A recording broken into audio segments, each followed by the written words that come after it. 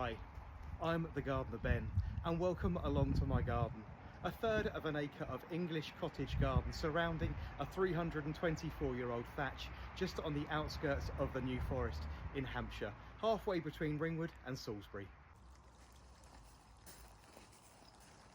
The garden's made up of lots of little areas broken down into sections. This is our little spring lawn.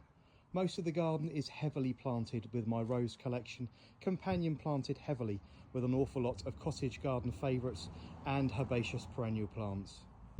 This is our beautiful little wildflower meadow, laid around 4 years ago. It's a really quiet and tranquil place which is completely left alone, exclusively for pollinators. This was underplanted with several hundred bulbs over the last few years and is an absolute joy during the summer months.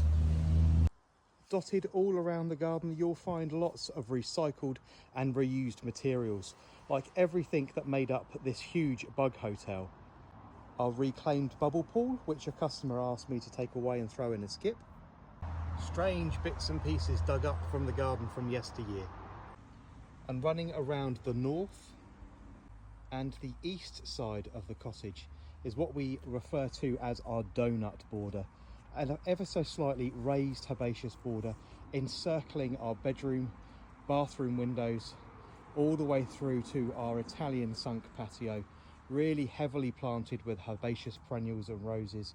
Over the summer months, this literally towers up to the eaves of the cottage, meaning we are completely buried in plants. Completed our Italian terrace last year, bringing in the 8-foot by 4-foot huge water tank, which now sports its monolith stone. This area is comprised of nearly 7 tonnes of locally sourced Portland stone. It required the extraction of around 50 tonnes of soil. Some areas are still under construction, and the garden is continuously evolving and changing. I tend to use lots of recycled containers and salvaged items, like this beautiful French galvanised bath, this lovely old salvaged dolly tub. I think it's important to include lots of natural habitat in the garden, so the garden contains lots of areas like this with large amounts of decomposing wood. Other stranger reused items like this old boat used as an elevated pond. Tucked behind the garage you'll find the more industrial and commercial areas of the garden. The vegetable and cutting patch that houses my collection of dahlias, my outdoor potting bench where I create an awful lot of the media you see online. Once again, all made up from reclaimed and reused recycled materials which were found here. One of the largest features of our garden is this really quite large and impressive weeping willow tree, which every single year I have to knuckle back to keep in bounds with our insurance company. Along our eastern boundary runs what I call the long border, a huge herbaceous border around 2 to 2.5 metres deep and some 35 metres long. Many parts of the garden, like this area here, only planted around a year and a half ago now.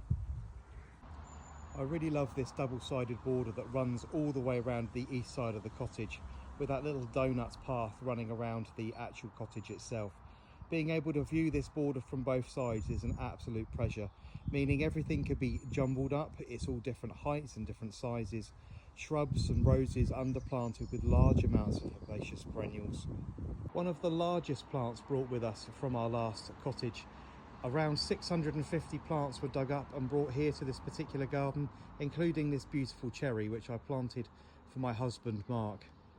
As well as a fairly substantial selection of roses, I also have a fair amount of peonies dotted around the garden. Being a Taurian, my birthday is in May and I receive one each and every year from my husband as a birthday present.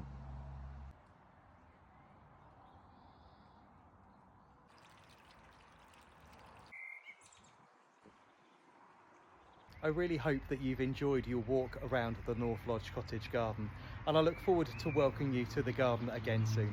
Take care now, bye bye.